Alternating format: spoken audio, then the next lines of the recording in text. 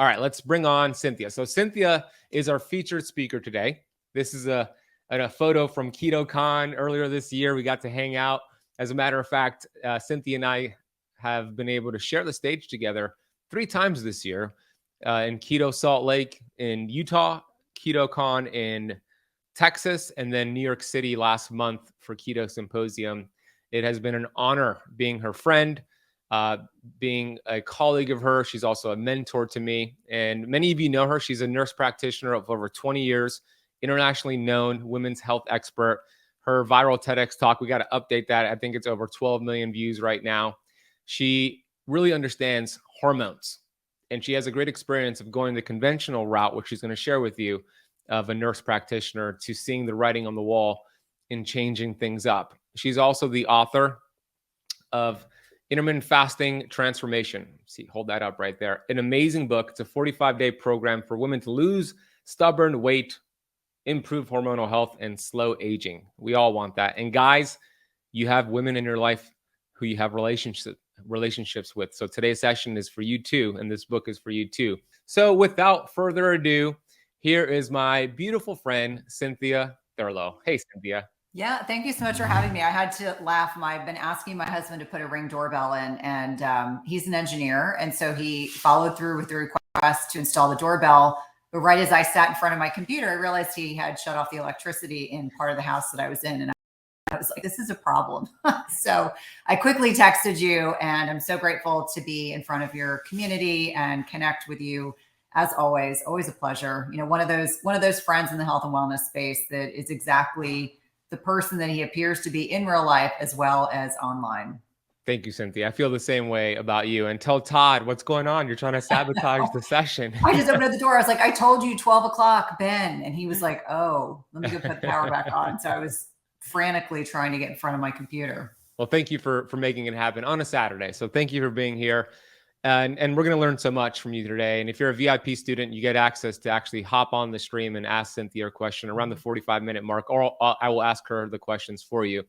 But let's share your story, because you're a nurse practitioner. Mm-hmm. You follow the conventional route. You work the ER room, and you kind of saw what was happening after the fact. And you decided to actually be preventative, and instead of treating things, getting to the root cause. So I'd love for you to share that story, Cynthia. Yeah, I mean, the easiest way to explain it is I'm a bit of an adrenaline junkie. And so I started my medical training really in the emergency room. I worked in inner city Baltimore. I loved everything I saw. I loved the variety and the challenge, the intellectual rigor. And it was an easy transition once I became a nurse practitioner to transition into cardiology, because I love everything about the heart and I like sick patients.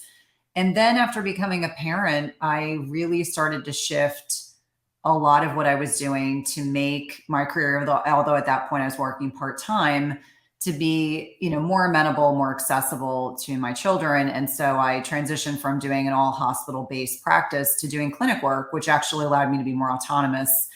And I kept feeling like we were missing opportunities with our patients. I can prescribe a lot of powerful drugs. I can send you to the cath lab. I can send you to the hospital. We can talk about hospice, but I felt as if there were lots of things that were being missed by not addressing lifestyle. And we weren't allowed or permitted to have enough time in our clinic visits with patients to really spend 30, 40, 50 minutes talking to people about lifestyle.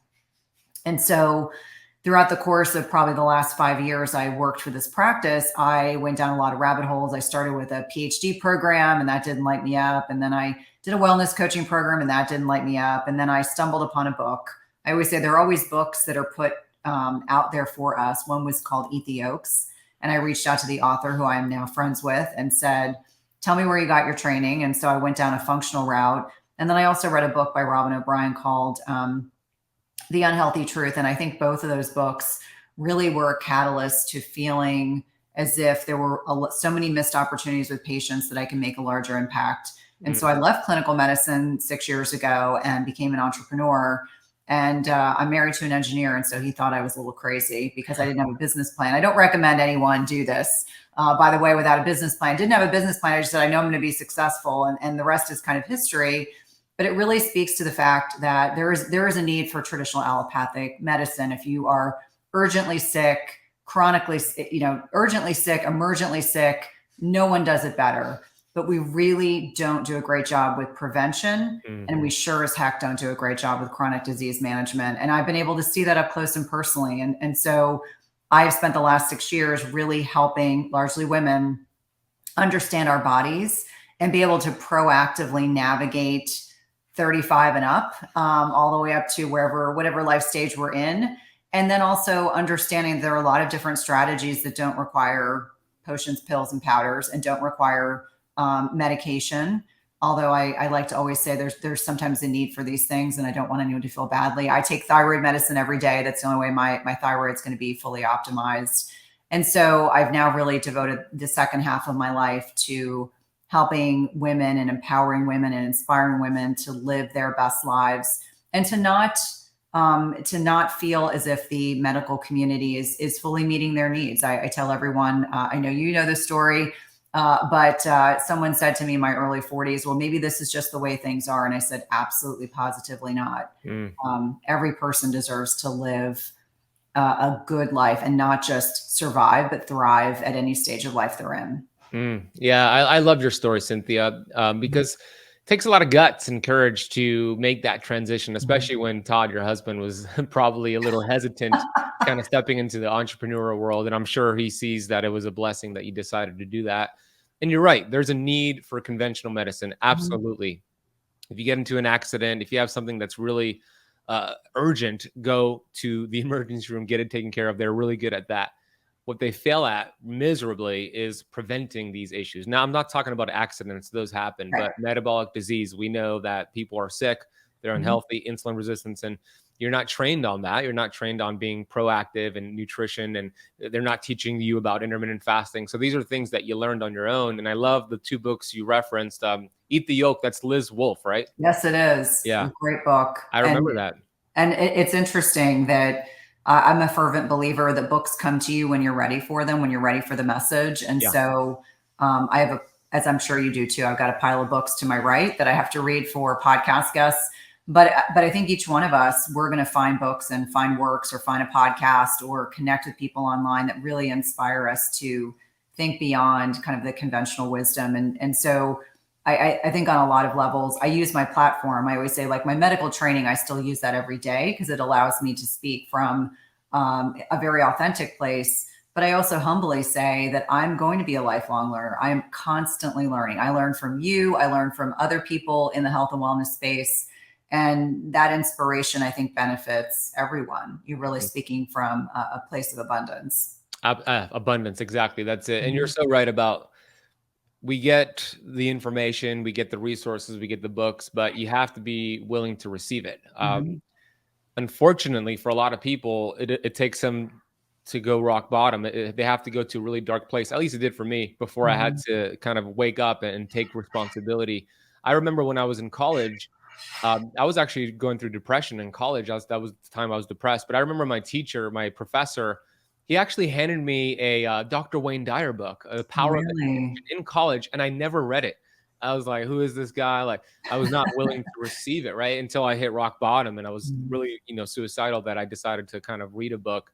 But we want to not have to get to that point. We don't want to go through the suffering to be able to wake up. So that's what I love about this group here, the challenge members, because they're all being proactive. Mhm. We have some nurses in here. One of them is Debbie. She's a Keto Camp Academy student. I'm sure there's other nurses here. Mhm. So they're going to really love what you're about to share. And something that I want to start off with is, when you do your presentations on stage, I've seen you 3 times this year, you show a graph or a picture of, Mhm. I think, the 1970s, of what people Yes. looked like on the beach versus what they look like now, and why we have this mismatch of being healthy in the past and obesity now. So could you explain that graphic? Yeah, and it's a graphic that I would say 99.9% of people have given very positive feedback because it's very jarring. It's meant to be startling. The stark contrast of the 1970s versus, now in the 2020s. And I think on a lot of levels, when I look at that photo and why I think it's so powerful is what's changed. And when we reflect on the last 50 plus years, there have been a lot of changes. We went from, I grew up in the 1970s and 80s. My mom is a first generation Italian, and, we ate pretty crunchy. I didn't recognize it as such. But starting from the bare bone basics of nutrition what most of us are eating, and when I say most of us, conventional westernized individuals, is highly processed, hyper palatable food that is full of ingredients that our body doesn't know what to do with. I know you've had Dr. Kate Shanahan, who's amazing, earlier this week talking about seed oils and the dangers of seed oils. I think about high fructose corn syrup and fructose in general being highly damaging to our bodies. And we're just consuming so much processed foods that we're not actually getting the nutrients that our bodies need. And it leaves us in a state of inflammation, oxidative stress, which leads to insulin resistance, which leads to carbohydrate cravings, which leads to all this metabolic disease. So I think it all starts with nutrition, but it's also this very hedonistic culture that we live in. We have accessibility to everything at any time of the day or night. And if we didn't want to leave our homes, we could conceivably never leave our homes. We could just have everything delivered to us. That's the metaverse. That's what the metaverse is going to do. Yeah, exactly. It's disturbing. Like during the height of the pandemic, probably a good thing that you could maybe get groceries if someone in your house got sick. But, conventionally we're meant to move, and we're meant to leave our homes. And a lot of what I see, from a clinical perspective is that people are up all night. They're sleeping all day. They're taking drugs to stimulate them. They're taking drugs to make them to make them sleepy.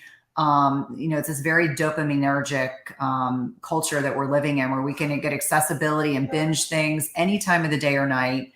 And I think on a lot of levels, I'm in the midst of reading a great book called Dopamine Nation. I'm not sure if you've read it. And I'm about halfway through it. And it's really sending off light bulbs in my brain, especially because I have teenagers. But I think we've gotten so far away from, waking when the sun rises, going to bed when it's dark out, eating aligned with our circadian biology, which means eating during the daytime, not eating at nighttime. We're not getting enough sleep. Sleep is incredibly restorative. And so I really kind of niche down on it's multifactorial. There are so many reasons why we are no longer healthy. The other thing is the bulk of Americans sit most of their day. And I'm not saying like you sit, like right now I'm sitting, I'm not standing, I'm sitting, but I'm otherwise a very active person. But a lot of people sit in their cars to go to work, or sit on a train, or they sit in an Uber to go to work, and then they sit all day long, and then they come home and they're eating late at night, and they're, snacking after meals, and they're having a lot of alcohol, or, fructose laden frappuccinos. I don't know how they fall asleep, but there are all these things that are going against the conventional ways that our bodies are designed to thrive. So it's the nutrition piece, and then we're tricked into overeating, and we're eating all day long instead of eating in a short kind of window of food. We're not sleeping. We're not managing our stress. Gosh, the last 2 years, I don't think there's anyone watching that hasn't experienced more stress. And I think when we spoke in Keto Salt Lake, I was talking about the average weight gain, and people joke about the COVID-19. Well, there are people out there that have gained in excess of 25, 30, 40, 50 pounds during the pandemic. And so I always like to kind of point out there's a lot of different reasons. A lot of people eat for different reasons.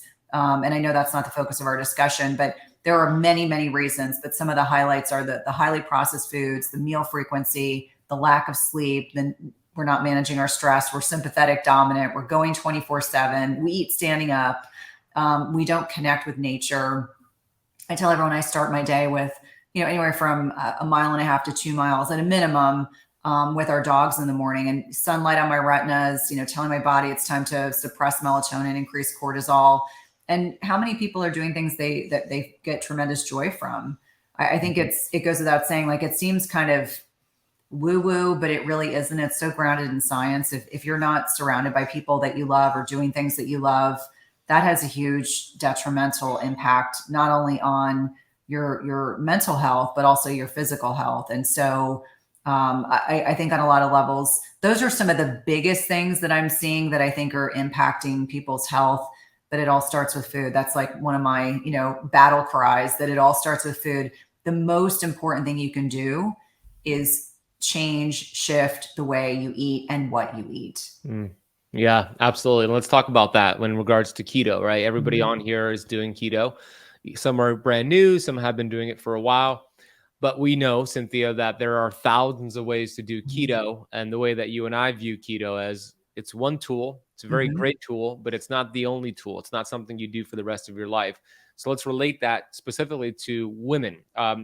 why should women practice this amazing tool differently than men? What are some of the specifications for a woman who has a menstrual cycle versus perimenopause and postmenopause for keto specifically? Yeah, no, and I'm glad you're asking this question because it's certainly a really important one. Let's just say women that have gone 12 months without a menstrual cycle and men, they're in one bucket. Their hormones are much more stable. They usually find it much easier to acquiesce into a lower carb lifestyle. When I'm looking at younger women, so we'll say 35 and under, these are women that are still at peak fertile years. And certainly for many of them, they're just kind of cruising along. They have no idea. They're not really paying attention to their cycle. I know I didn't. Let me be very clear, even as a clinician.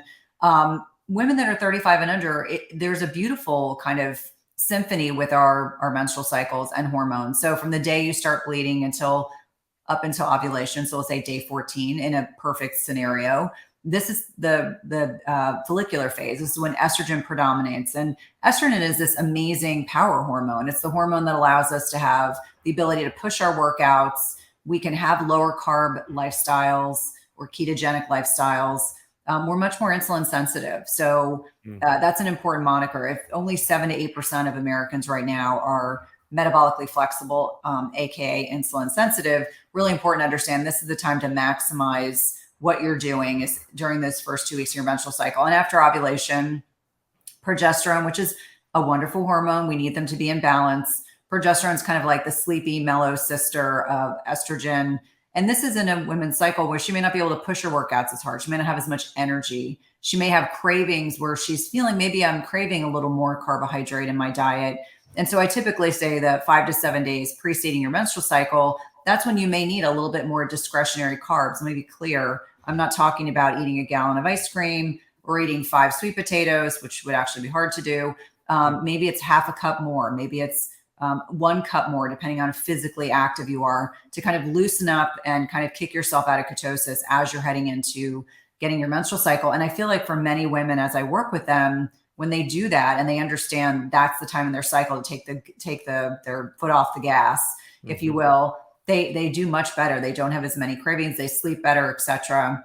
Are you looking to follow the ketogenic diet, but you're unsure how to get started? I'm gonna be hosting a free 7-day keto kickstart challenge where I'm gonna be teaching you our 4-pillar framework to mastering the ketogenic diet and intermittent fasting. You know, in this 4-pillar framework, I've taught thousands of people how to achieve amazing weight loss, reduce inflammation, and get rid of all the symptoms they were experiencing. Whether it's Jasmine, Diana, David, or Sander, so many people have achieved their health goals by doing exactly what you're gonna learn in this free 7-day keto kickstart challenge. This is really the information that I wish I had back when I was starting my health journey, when I was obese as a 24-year-old. If I had this challenge, it would have put me in the right direction right from the start. I mean, can you relate to going on Dr. Google, looking for strategies for weight loss, for health, for energy, how to get better sleep? It could be such a strenuous process. Not knowing which foods to eat, what are the best foods for energy, for fat loss, for vitality, how to pair fasting with keto, and how to do it for results that you see right off the bat.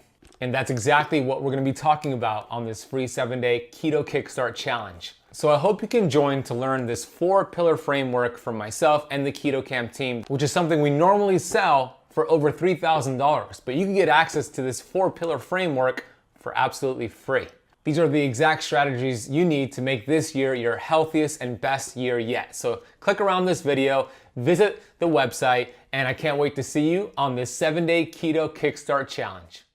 And so let's talk about perimenopause. And this is 10 to 15 years preceding menopause. So if you're 35, 37, 38, 39, that starts the slippery slope. You may not actually know you're in perimenopause until your 40s, but those changes are already happening. And so I find, and this is a caveat for both perimenopause and menopause, we are not as stress resilient. Our ovaries aren't producing as much progesterone in perimenopause. And so our adrenal glands, which are designed to be an emergency backup system, are getting more than the emergency backup system. They're getting the chronic disease, kind of chronically leaning into them as your ovaries are producing less progesterone. So this will show up as sleep disturbances, anxiety, depression, etc. And then you get this relative estrogen dominance. And I say relative, meaning it's all relative to each person. You may have weight loss resistance. You may have tender breasts. You may be more moody. You're going to have crime scene periods. Sorry, guys, it's the truth. You'll have much heavier menstrual cycles. And so when I talk about low carb, it's always with the caveat of we're all bio individuals. In perimenopause, you have to be very careful and attuned to your sleep quality, your stress, your nutrition should always be anti-inflammatory. And I know that you talk about, the inflammatory foods and then the right types of exercise. This is not the time to do, I'm going to pick on OrangeTheory Fitness, but that's a good thing to pick on. OrangeTheory Fitness, 6 days a week with no recovery. That's going to really burn you out and you're going to burn and crash. Or if you're doing CrossFit 6 days a week with no recovery, this is the time to lean into really doing some serious weight training, leaning into yoga, leaning into Pilates, doing lots of walking, being physically active, but your body, that degree of demand on your body starts to shift in perimenopause and menopause. So you can still be low carb and ketogenic in perimenopause. But again, the same thing applies as you're transitioning to that week before your menstrual cycle. That's probably a good time to kick yourself out of ketosis. And I think one of the things I really value about you, Ben, is that you really stress this, that we don't want to be in ketosis 24/7. There are people out there who are paranoid to have a piece of anything, that it's a celebration and they, oh gosh, I don't want to kick myself out of ketosis. Yeah, you do, because you want to demonstrate to your body that you have this resiliency, that you can, we have this variability to our carbohydrate intake as well as what we're doing. So that's kind of a high level view. Again, menopausal women still have to be conscientious about sleep and stress and anti-inflammatory nutrition because the weight creep is a real thing. For every woman that's watching this, if you've been in perimenopause or menopause, it is a real thing. That loss of testosterone, the decline in testosterone can oftentimes fuel those body composition changes. None of us like them, but it's important to understand that there are definitely things you can do to tweak your lifestyle and tweak your nutrition and meal frequency that can have a positive net benefit. But if you really look at the research, the other thing I want to say, because I get asked this question a lot, is that if you really look at the research, most of it has been done on the following: lab animals, men, and obese menopausal women. Both women in peak fertile years and perimenopausal women have largely been left out of all the research. I'm hoping that will change. But I can tell you, after working with thousands and thousands of women, there are definitely things that are pretty consistent. And so those are kind of the high level views of how women need to fast. And I always say, don't apologize for your physiology, embrace it. And so, no apologies necessary, ladies. We should feel comfortable just saying, hey, I'm still getting a menstrual cycle. I need to fast differently than my husband or my boyfriend or my significant other or my brother or whomever. That is so good. I hope everybody got what Cynthia just broke down there. She discussed cycling women, perimenopause, and postmenopause. And I have a couple of follow-up questions on the cycling women. So you mentioned the 5 to 7 days before their period. That's a good time to build progesterone. And you don't really build progesterone with a lot of fasting and ketosis. You do it with healthier carbs. But what about the woman who knows the benefits of kind of flexing out that week, but they've had a challenge with carb addiction, sugar addiction, and they're worried that if I add a piece of fruit or I add something that has carbs, it might open up a whole new door. How do you coach that person? Yeah, it's a great question. I think first and foremost, we all come to the table with our own, our own history. And so I respect and value that people are thinking proactively. I don't want to head down that path. What I generally recommend is that women lean into fibrous vegetables. So, the starchy vegetables, whether it's sweet potato, it's very hard to overeat a sweet potato, squash, if you tolerate those things and understanding that you're not going to eat copious amounts, you're going to nourish and enjoy every bit of it, much more so than eating fruit. I think fruit, unfortunately, gets a really bad rap, but if you're prone to binging on certain things, that sweetness profile in the fruit, even if it's berries, those can be a very slippery slope. So I generally recommend for those women leaning into squash and sweet potatoes because they tend to be much more fibrous and dense as opposed to eating rice where there's a never ending bucket. And I'm using that as an example because I had a discussion with someone online about this yesterday. And I was encouraging them to really lean into those vegetables. Like I said, I've never had a patient or a client tell me they overate squash or sweet potato ever. They generally feel full. They're satiated. They know they've met that allotment of additional carbohydrate, but they're not looking for other food. And so understanding that you're not going to be eating a bucket load of sweet potatoes, it could be half a cup or a third a cup, I think a lot of it depends on your metabolic flexibility, how much discretionary carbohydrate you can enjoy in your diet.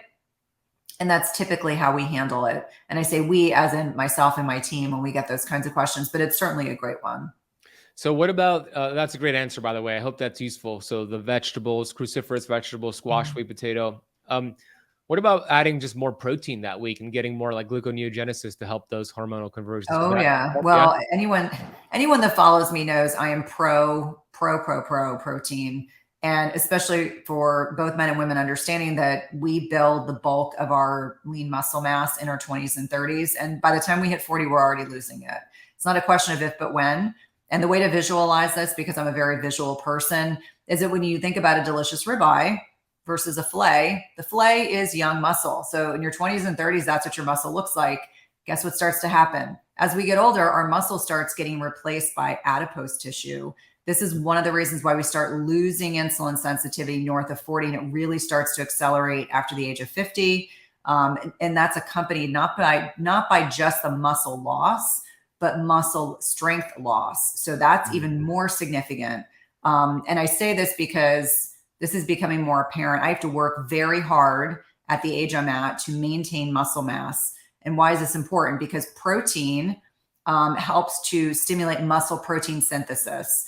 And hitting enough and adequate amounts of protein is critically important for maintaining metabolic health and insulin sensitivity. So I'm not sure what exactly in terms of protein needs you suggest, but I generally suggest no less than 100 grams of protein per day, especially as you're heading into that week. So, pushing your protein is going to increase satiety. You're going to feel full. You're not going to be looking to eat more food because you're just too darn full. You sit down and eat a big ribeye, you're not going to be hungry for a long time. If I sit down and eat an 8-ounce filet, I'm going to be full for several hours. And so I really encourage and enthusiastically agree with you that really pushing the levers of protein is the most important macronutrient and one that is going to help reduce your likelihood of developing sarcopenia. Again, it's not a question of if, but when. Reducing it, and then also strength training and getting enough high quality sleep is also another really important piece there. But I'm glad that you brought that up, because when people say, like, I'm trying to figure out how to hit those satiety points, protein is your best friend. Anytime I travel, that is always what I'm looking for. And typically my team laughs. It's usually a naked burger. If I'm traveling, I'm like, I can generally get a burger, no bun, no cheese, because I don't tolerate dairy, and a salad, and I'm good. And that usually works really well. That's great. Yeah, protein is very important, not just for women, but for men as well. Mm-hmm. One more question for the menstruating woman before we move on to more postmenopausal talk. There's a point during those 28 days where there is an increase in testosterone and estrogen.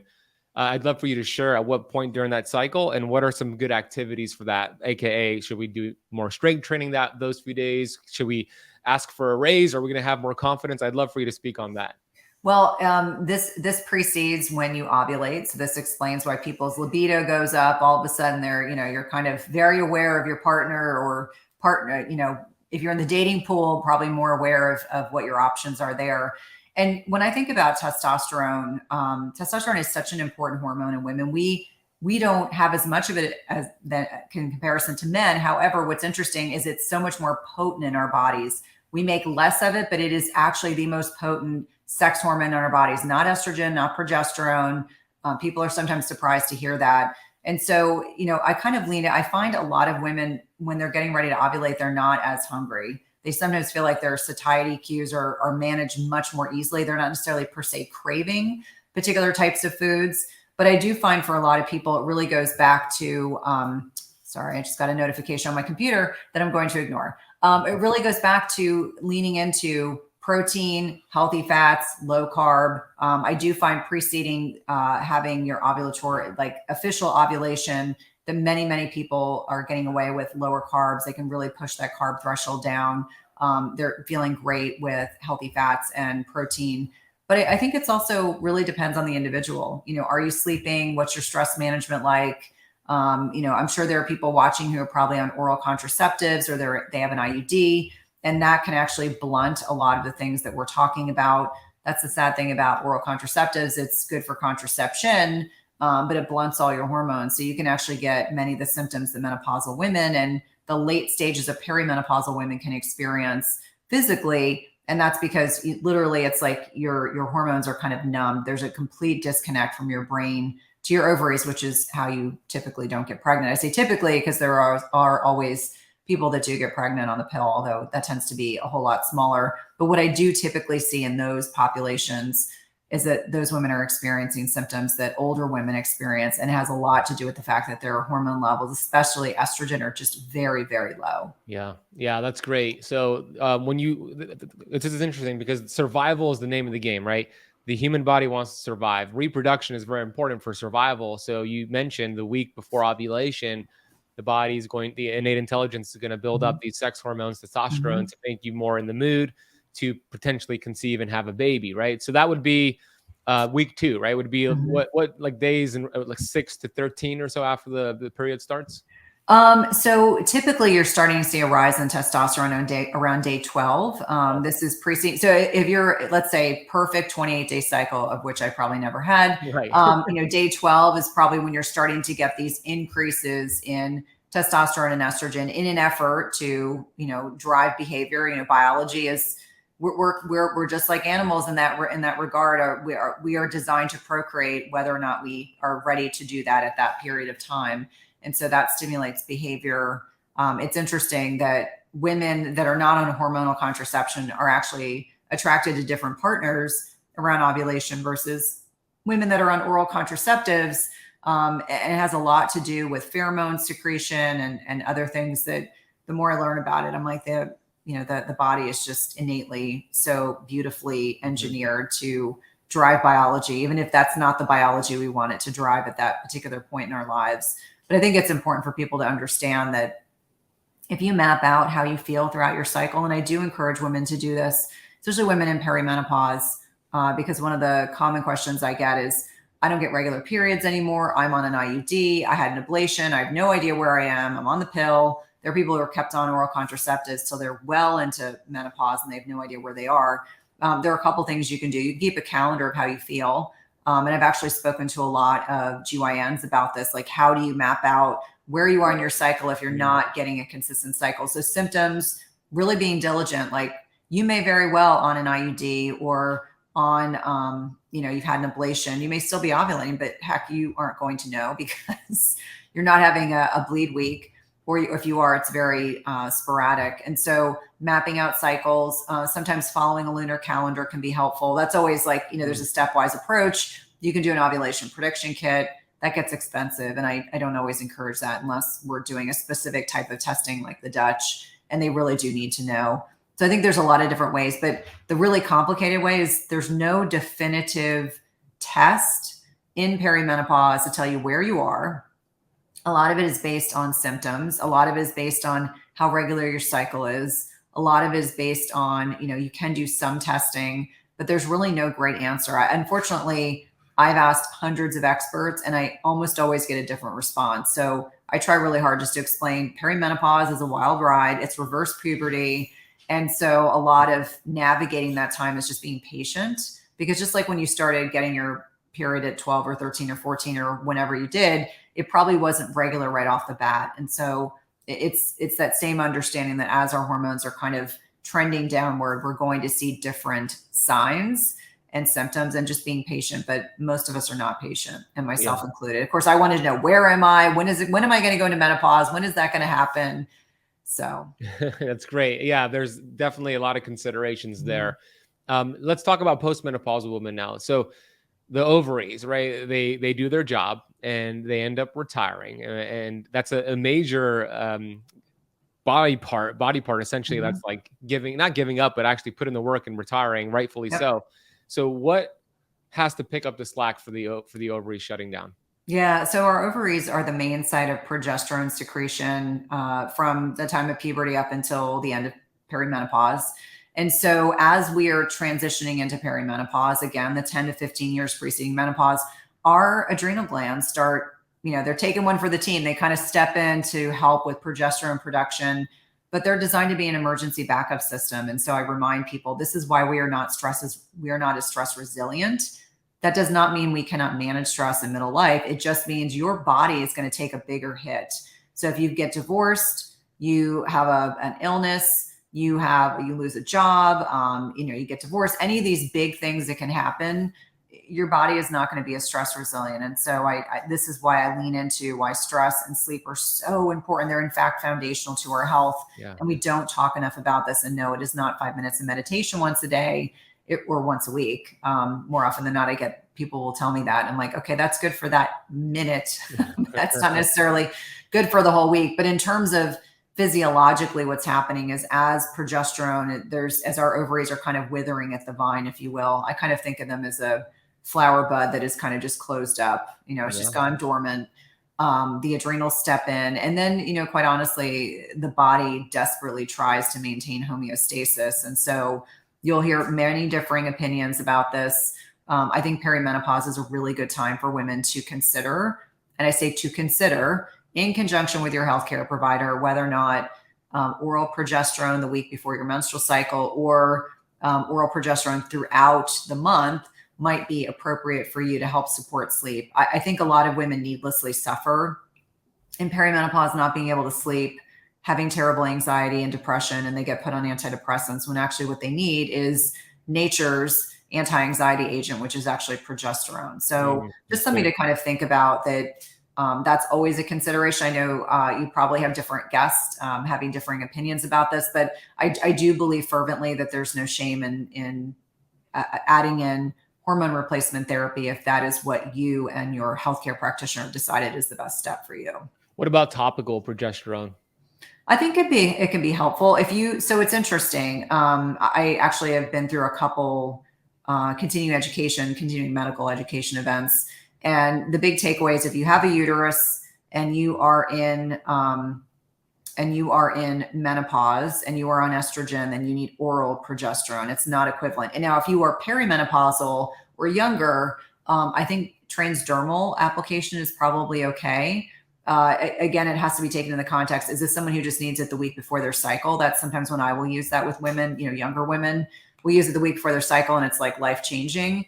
I do think oral progesterone, because it tends to be very sedating, which is both a good thing if you want to fall asleep, can be very helpful. Like I take a sustained release progesterone, so it has an acute onset and a delayed onset, so it's sustained. That has been very helpful for me. I think the transdermal, which is the skin absorption progesterone, is certainly a nice option for a lot of women before they go into menopause. But if you have a uterus and you're in menopause and you're on estrogen, the only thing that's based on study research that will protect your uterus is oral progesterone, not transdermal, skin absorbed. I just want to put that in there because inevitably I always get questions. So I just wanted to make sure I clarified that.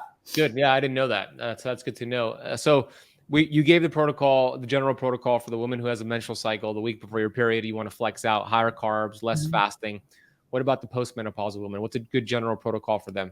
Yeah, I mean, I like them to flex out at least once a week. I know you and I are both a fan of the 5-1-1. And so whether it's every week or a couple times a month, I think the longer you've been fasting, let me just back this up. If you are lean and you are at a healthy weight and metabolically flexible, you probably need to do that more often than someone that is still working on becoming more metabolically flexible. So actually, I try to have at least one day a week where I flex out. And I'll really enjoy a lot of healthy carbohydrates. And I try to time it with a day where I've been lifting heavy. I'm trying to give examples so that it makes it a little more applicable. Yeah. I think for the average person, I would say twice a month minimum. I think it really depends on what else you're eating. What's your diet like? Are you monitoring your blood sugar? Do you have a CGM? I mean, I gauge a lot of recommendations based on insulin sensitivity and knowledge is power and glucometers and continuous glucose monitors, because I think it's really important for all of us to know what foods provoke a much more exaggerated blood sugar response. Like I always talk about myself in the context of, yes, I'm low carb and have been for a long time. Plantains don't like me. I love plantains. It doesn't matter how I make them. It always spikes my blood sugar, but I can eat a banana, which makes zero sense to me. I can eat other types of tropical fruits, which makes zero sense to me. But that bio-individuality, I think, is really important. And glucometers are pretty inexpensive. So everyone watching can probably be within your budget, maybe not a continuous glucose monitor. But if you are insulin resistant or diabetic, that is covered by insurance. And I would encourage you to have a conversation with your internist or primary care provider so that gets covered, because that can be invaluable information, like really invaluable to know the net impact of sleep and stress and nutrition and exercise on what does it do to your blood sugar. Yeah, Really so valuable. So I love that. And by the way, glucometers are really affordable. We've been talking about Keto Mojo all week. Cool thing about Keto Mojo is that it gives you both glucose and Mm-hmm. ketones. The drawback is you got to keep pricking your fingers. So a continuous glucose monitor, there's no pricking, just one time, 14 days.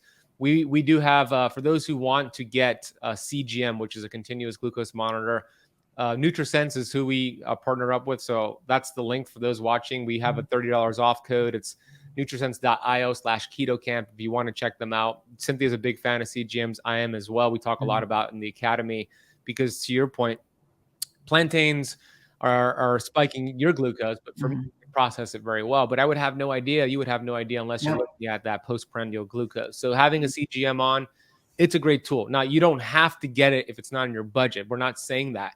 Yep. It's another tool or resource, but there's ways to kind of gauge that. What are some maybe free ways to gauge whether a meal worked for you or against you? Well, it's a good feeling. I think a lot of it is just being attuned to your body. I would say something free for everyone can do that's watching this. Go for a 10 or a 15-minute walk after every meal. That is So one of good. the best Yeah. ways, because you want to think about your muscles as being this sponge. They're a glucose reservoir. And so that's a really great way to help with insulin sensitivity. I would say the other thing is just being mindful, like, how do you feel? Like, I know I'm so attuned to how I feel that for birthdays and celebrations, and in my house, between my kids and my husband and I, it's like a 2-month span of time, and an anniversary. I feel like we're always eating way more cake than we do at any time of the year. And I do believe in celebrating anniversaries. But one of the things that happens to me when my blood sugar goes up is I can feel my pulse in my ears. I sometimes get a little sweaty, and I just don't feel, I get sleepy. And so those are tells. So like leaning into, if you get sleepy after a meal, you might want to check your blood sugar. If you get tired after a meal, if you get sweaty, especially, sorry, ladies, perimenopause and menopause, the rules change. All of a sudden, you are not nearly as insulin sensitive. I think about that. And I also think about pairing, like there's a really great book that came out earlier this year called Glucose Revolution. And Jessie Ashape is a biochemist, and she does a really great job with illustrations. I mean, her content's fantastic, but talking about food order in which you eat. So eat fiber first. So have the salad, then have your protein, and then have the carbohydrate. And it really makes sense, because usually we do the opposite. We go out to dinner, someone puts down bread or chips or whatever, and we're eating that before a meal. And I could probably guarantee your blood sugar's spiking. So really thinking thoughtfully about the order in which you eat food, I think is really, really helpful. And then the protein piece, protein with every single meal, every meal. And I always say, if you're hungry enough to eat protein, then you're hungry. Whereas, if my kids are searching for chips, and I'll say, why don't you have some jerky? Why don't you have some of this? If they don't go towards the protein, then I know they're just kind of munching, and they're teenagers. With that being said, those are usually the things I would say: the walking, being attuned to symptoms, even I'm attuned to that. And then also food order. And that's kind of a new concept. I think for a lot of people, it's very reassuring to know that if they strategize to have that big salad first, then have your protein, then have the carbohydrate, that they're going to get a much less net impact on that blood sugar response. And inside Jessie's book, and I have no affiliation with her, I just think it's really cute. She's got little illustrations. So like my patients love that book. And so it's been a book that we've been reading in groups and we've been talking about a lot, because I think it's really invaluable. Yeah, I'm going to read that book. I haven't read it yet, but I follow her on Instagram. Those were two really great tips. I hope everybody caught that. Number one, 10 to 15-minute walk after a meal. That could be going outside. That's even better, but that could be in your house. But 10 to 15 minutes is going to help reduce that post-prandial, post-eating glucose. And then the meal, the food pairing, and what you start your meal with. And that goes it's especially true for a fast. If you're breaking a fast, you really want to be intentional with that. So fiber, number one, protein and fat, and then the carbs should go at the end if you're having carbs. So if you're doing a flex day, that should be your order as well. That's going to really mitigate the glucose spike from that meal. So that's a super tip right there. I have one more question, and then I'm going to get to VIP Q&A. So let me share this for the VIP Q&A members, or the VIP members. We sent you a StreamYard link 30 minutes beforehand with the StreamYard link. So I see Susie Helen, Lynn, Richard, and Erica and Scott. So if you want to come on the stream in 5 minutes and ask Cynthia your question, turn your camera on. If you don't want to come on the stream, but you want me to ask her your question, post it in the private chat. I'll go in the private chat and review it. So we'll get to that in a few minutes. But one last question for you is, so you mentioned how important it is to master stress, not just if you're postmenopausal. We're all bombarded with just sympathetic dominance, and we have all this stimulation, like that book you talked about, Dopamine Nation. I mean, Dopamine Nation, is that what it's called? Yeah. Yeah. You go on TikTok, it's like a spur of dopamine. So oxytocin is the name of the game, right? Anna Quebeca, who we love, and Cynthia, Mindy Pels, who we love, you talk a lot about oxytocin. So what are your favorite ways to produce oxytocin, and how does oxytocin counteract with cortisol, the stress hormone? Yeah, I mean, and it's funny. I'm writing a set of slides for a presentation I'm giving next month, and the last slide I did last night was on oxytocin. Perfect. So it's really the mother of all hormones, and we need to get hits throughout the day, because when we release oxytocin, it only sticks around for a few minutes. So for anyone who's ever breastfed a baby, you release a lot of oxytocin, and that helps with that bonding with your infant. So retrospectively, I would say that was probably the most amazing experience as a mom. And I have 2 kids, and I did that for 2 years of my life, and I loved every minute of it, which they, as teenagers, would be horrified to hear me say that. But I would say, the easy things is just hugging people that you love. Like when I go to events and I get to see Ben and his beautiful fiance, I think about like hugging my dogs. I mean, my dogs are like the happiest beings in my life consistently. Hugging my dogs, hugging my husband, hugging my kids. Just interacting with people that you love and appreciate, doing things that bring you joy, like something as nerdy as, let's see, what book is on what book do I have like a whole pile of books. This is one of the books that, I'm reading for a podcast interview I have next week. But just reading, like, to me, nothing brings me greater joy than learning. And so like reading books, traveling, but for each one of us, it might be very different. Like maybe like you love to cook, or you love to do volunteer work, but that helps release oxytocin. And I would be remiss, my husband would be disappointed if I didn't say, just having sex and having an orgasm is a really powerful way to evoke oxytocin, also lowers cortisol. So all of those things help reduce cortisol. And for all of us that are type A, myself included, it's definitely one of those things like we actively have to work at. And it's a really potent and powerful way to harness really leaning into the things that bring us joy. How many people in this group do things they don't enjoy doing? Like there's been a whole lot less of that in my life over the past 2.5 years, but I encourage people to like, what do you really love? Like maybe you like gardening. Like my husband loves getting outside and doing his thing in the yard. And I just always say, it's your dad's thing. He loves it.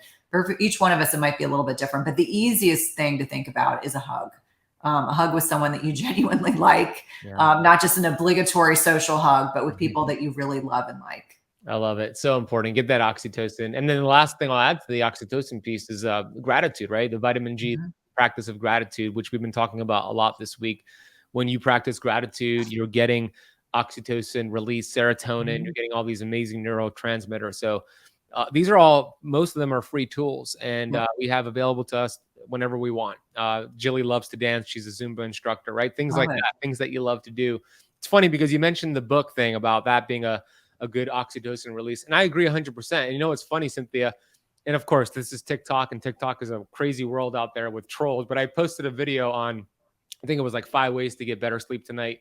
One of the tips was turn off the TV, turn off the news, which is stimulating your heart rate, and open the book. And this guy made a video on my video saying, actually, books are the worst thing to read before bed. It's going to raise your heart rate. And I'm like, what are you reading? I was about to say, what are you reading? Exactly. It's like, not the books I read. Like, you're probably reading like horror books. I don't know, but maybe Stephen King. Yeah, exactly. It depends on the book, of course, but yeah. I love reading too. So find what you love to do, find that purpose, and live on purpose with the purpose. So awesome. Okay. We're going to get now into the VIP Q&A. Here is Lynn. Hi. You mentioned the importance of protein. Now, as I've gotten older, I've gotten tired of eating meat, but I'm understanding the importance of it. But when you talk about at least 100 grams per day with each meal, does it always have to be meat? Can it be nuts? Okay. Can it be plant protein? Yeah, and that's a great question. I am a fan of animal-based protein, so I'm going to recommend eggs, fish, chicken. It doesn't have to be beef or pork, bison. Whatever appeals to you. The challenge that I have with nuts is it's very easy to overeat them, and that's even an issue for me. Ben knows I'm obsessed with salt and macadamia nuts, but I portion them out. Like I'll do my quarter cup and that's all I eat because it's so easy to keep eating because it's salty and it's fatty and it's delicious.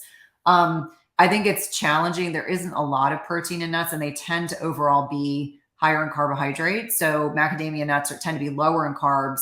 So you really have to kind of watch that. Do you eat eggs and do you drink bone broth? I do. Perfect. I do. Yes. Okay. Fish, totally out.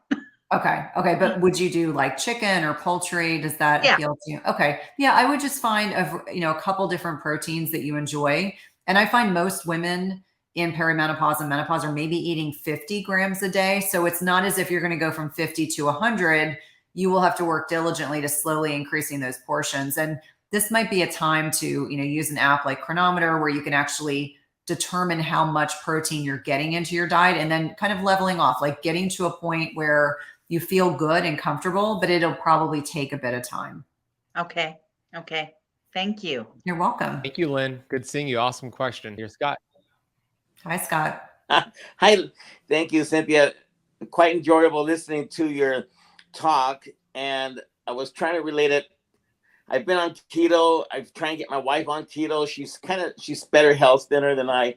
She tried, but she just can't hang. And she has had a hysterectomy probably 2 months now. And I think her hormonal issues are settling down. But anyway, Ben talked about 1 gram per protein per ideal weight. Would that be similar to that of a woman or just mainly men?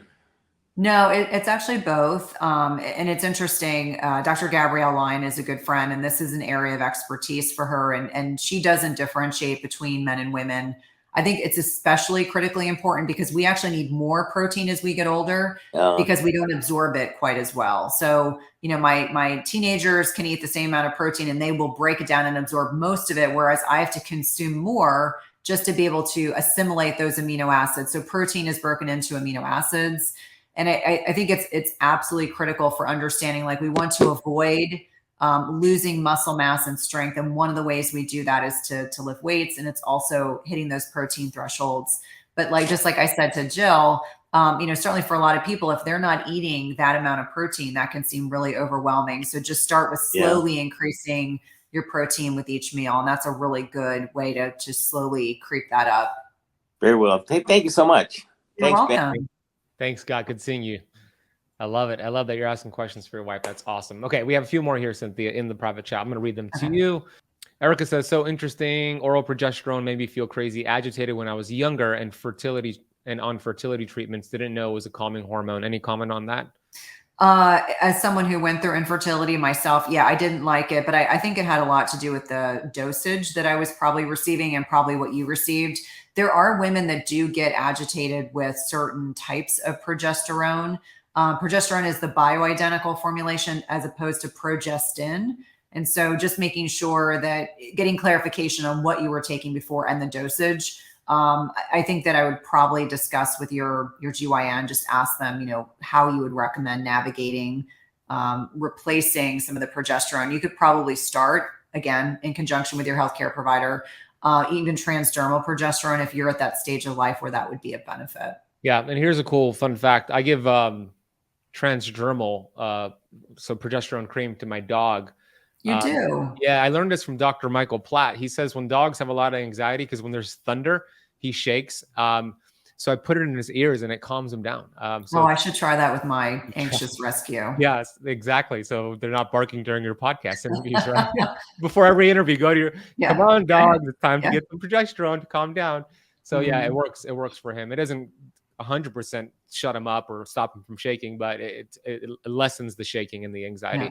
Erica has 2 more questions. What are your preferred protein powders, or do you recommend just getting it from real foods? No, I'm a realist. I would be a hypocrite to suggest otherwise. My favorite protein powder that I recommend to my patients is Marigold. So it's New Zealand grass-fed whey. It's made in small batches, super high quality. Their chocolate malt, I'm told, is like phenomenal. That's my husband's favorite. They also have vanilla, and they have an unflavored. In terms of other options, like I like a bone broth protein because I don't tolerate dairy.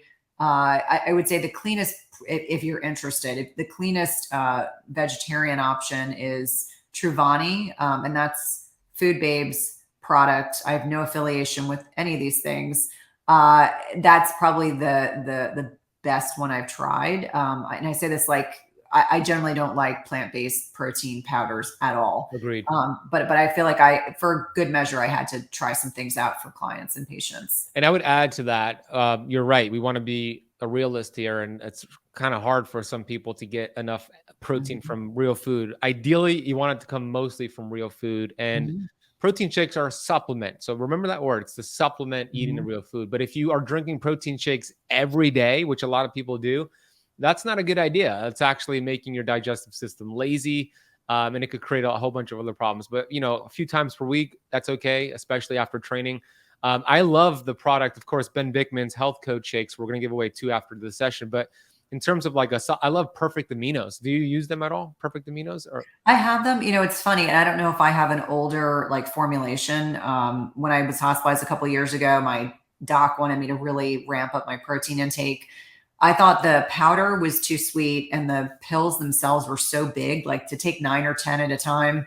I ended up donating them to one of my clients. I was like, if you want these, you can have them. I know they have nice products, and maybe their formulations have changed since then. I do occasionally recommend their bars. Like if people are looking for something to be able to travel with, I think their bars, they tend to be, again, they're more like a keto bar. They're lower protein, MCT oil.